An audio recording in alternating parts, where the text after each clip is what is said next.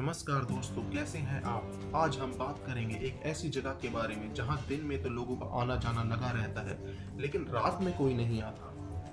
कहते हैं यहाँ पे कोई आता है रात को जो 5000 साल पहले इस धरती को छोड़कर चला गया। ऐसा कौन है? और बहुत सी रहस्यमय घटनाएं इस जगह पर हुई है। जी हाँ, हम बात कर रहे हैं वृंदावन में निधिवन धाम की। निधिवन एक ऐसा मंदिर है जिसमें दिन में तो हजारों भक्तों का तांता लगा रहता है, लेकिन रात होते होते यहाँ पर इंसान तो क्या, बंदर और पशु पक्षी भी अपनी जगह छोड़कर चले जाते हैं। कहते हैं कि भगवान यहाँ पर खुद आते हैं और रास करते हैं। यहाँ के जो पेड़ पौधे हैं वो गोपियां बन जाते हैं।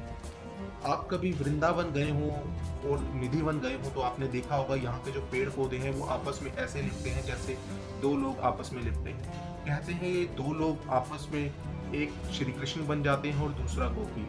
कहते हैं जितनी गोपियां होती हैं उतने ही श्री कृष्ण होते हैं और रंग महल में इनका रास होता है। और भक्तों का मानना है कि यहाँ पे रात को कोई नहीं रुकता, यहाँ तक कि पशु पक्षी भी नहीं रुकते। और ये बात काफी हद तक सच भी है। इमेजिन एक ऐसी मिस्टीरियस जगह जहां लोकल्स भी अंधेरा होने के बाद नहीं रुकते।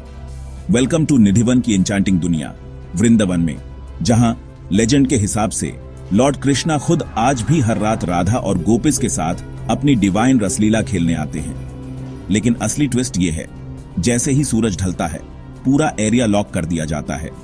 कोई प्रीस्ट नहीं, कोई गार्ड नहीं, यहां तक कि मंकीज भी वहां रुकने की हिम्मत नहीं करते। क्यों?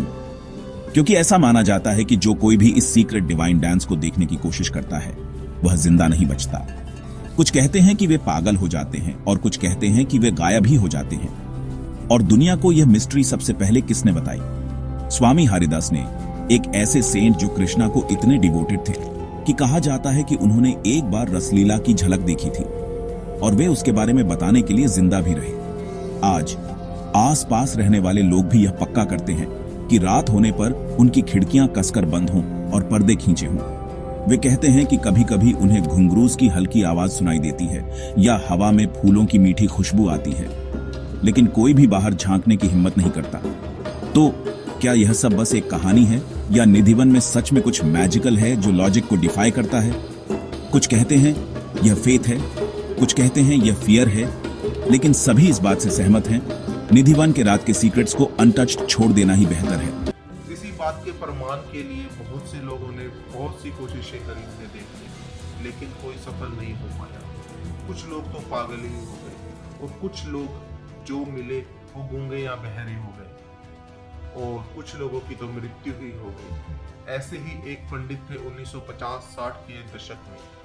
वे भगवान श्री कृष्ण का बहुत ही नाम लेते थे और कहते थे भगवान मुझे तो दर्शन देंगे ही देंगे। उनमें इतनी ज्यादा भगवान की भक्ति थी कि उन्होंने एक दिन भगवान को देखने के लिए निधिवन में रुकने का ठान लिया और उन्होंने वैसा ही किया। जैसे ही निधिवन बंद हुआ वो वहीं पर ही ठहर गए। तो जब वो सुबह मिले तो उनकी हालत ठीक नहीं थी, मानसिक अवस्था। वो कुछ कह रहे थे कि उन्होंने कोई प्रकाश देखा है बहुत ही तेज। उसके बाद उनको उनके गांव भेज दिया गया और कहते हैं कि वो काफी बीमार रहने लगे और किसी से बातचीत नहीं करते थे और कुछ समय बाद उन्होंने अपना शरीर छोड़ दिया। दोस्तों, अगर भगवान है तो लोग मर क्यों जाते हैं? इसके पीछे भी साधु संत मुनि ऋषि अपनी अपनी कथाएं बताते हैं। वो कहते हैं कि भगवान को इतनी आसानी से नहीं देखा जा सकता। भगवान को देखने के लिए आप में एक तेज होना चाहिए। उस तेज को प्राप्त करने के लिए आपको भक्ति करनी पड़ती है, कुछ सालों की नहीं, कई हजार वर्षों की।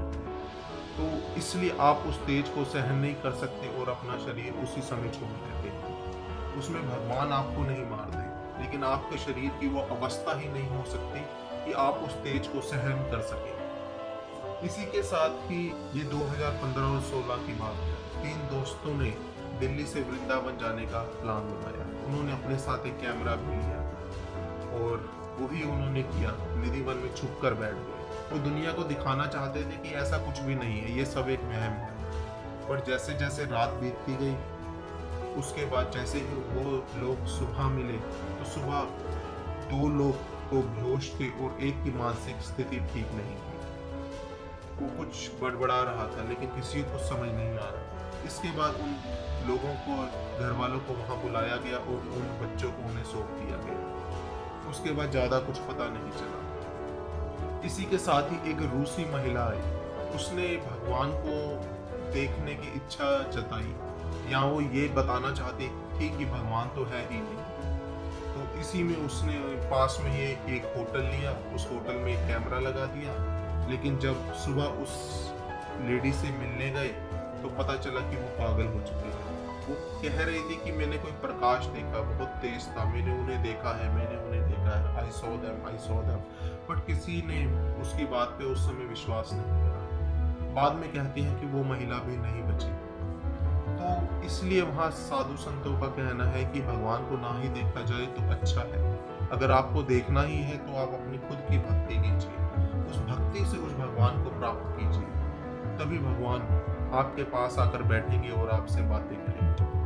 बहुत से भक्त हैं जिन्होंने भगवान को पाया, हरिदास जी, नामदेव जी, तो ऐसे तो कई भक्तों की कथाएं हैं। लेकिन इस तरह से भगवान को देखना, वो भी रात के समय, सही नहीं है। कहते हैं कि वहाँ पे रंग महल में बहुत सी चीजें शाम होते ही रख दी जाती है। लड्डू को भोग लगा होता है और बिस्तर बिखरा हुआ होता है।